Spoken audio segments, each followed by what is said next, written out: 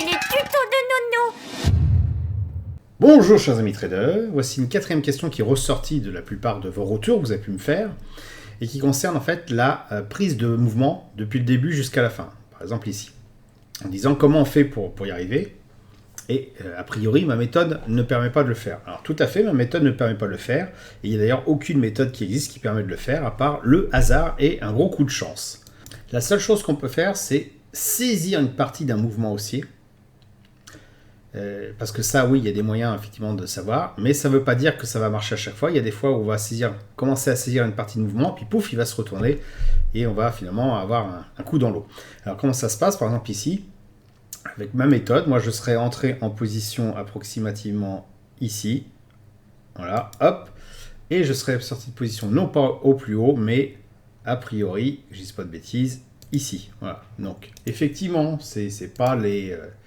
si je prends du début de 0, ou c'est pas les 12%, les 67% d'augmentation, ce n'est que, entre guillemets, 17% d'augmentation. Effectivement, 17% d'augmentation par rapport au gain potentiel de 65, on peut se dire c'est minable, hein, on divise par 3 peut-être, mais ce qui a été fait ici a été fait de manière sûre.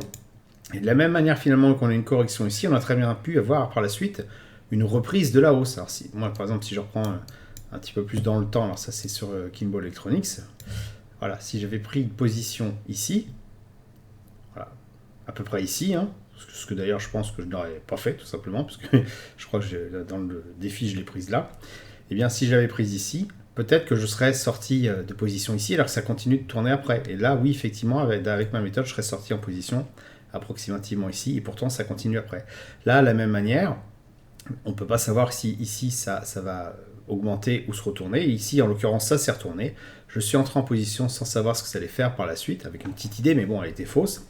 Le prix s'est retourné, et puis voilà, on voit que le prix est finalement en dessous de mon point de sortie qui était ici. Et ici, bon, j'ai perdu très peu d'argent. Hein. Je ne sais pas si je peux mettre dessus. J'ai perdu une trentaine d'euros. Même pas, c'est pas écrit. Hein. Et si j'étais resté en position, voilà, je serais déjà peut-être à moins 90, moins 100 euros. Donc ça, on ne peut pas savoir à l'avance. C'est un serpent qui ondule, hein, le momentum.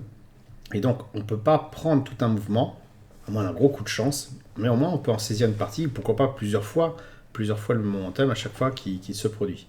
Alors, vous aurez beau chercher toutes les techniques, tous les indicateurs techniques plutôt qui magiques ou autres, avec les Fibonacci, les machins, les Ishimoku et autres, ils sont forcément calculés en retard sur l'évolution du prix. Tous les indicateurs sont en retard sur l'évolution du prix. Regardez ici, le RSI repasse au-dessus de son signal de la zone des 50 et bon, mon momentum a déjà commencé depuis un petit moment. Lorsqu'il arrive à clôturer en dessous, et bien effectivement, là, il se trouve qu'on a déjà toute cette baisse-là qui a été redonnée au marché et donc le RSI n'a pas été capable de le calculer. Il n'y a pas d'indicateur magique qui permette de déterminer pile un moment de retournement, quel que soit le système qu'on aura pu vous donner. C'est forcément calculé sur les données du passé. Et quand on est effectivement à posteriori, on se dit, bah oui, effectivement, j'entrais en position ici, je sortais là. Mais quand vous êtes ici, est-ce que franchement, vous avez envie d'acheter? Je pense que vous avez la réponse. Hein. Quand vous voyez ça, vous n'avez pas envie d'acheter. Je dirais même là, on a un superbe signal baissier. Et pour autant, même avec un signal baissier, il se trouve que ça monte. Et de la même façon ici, est-ce que vous avez envie de vendre? Vous voyez que ça monte, ça explose. Vous n'avez pas envie de vendre, vous avez envie d'acheter. Et pourtant, ça se retourne.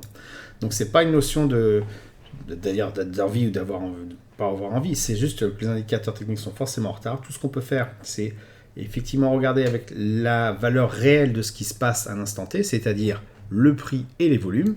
Volume ici qui traduit un intérêt des intervenants, puis aussi les volumes par prix qui indiquent les niveaux qui intéressent les intervenants. Et avec ça, on peut se faire une petite idée, tenter le coup, et puis si ça passe dans notre sens, eh bien on continue. Si ça ne marche pas, on sort tout de suite de position sans chercher à avoir raison ou en disant que le marché a tort, puis de toute façon, il n'a jamais tort. Donc voilà la réponse que je comptais vous donner cette semaine. Si cette vidéo vous a plu, merci de laisser un pouce pour m'encourager à continuer.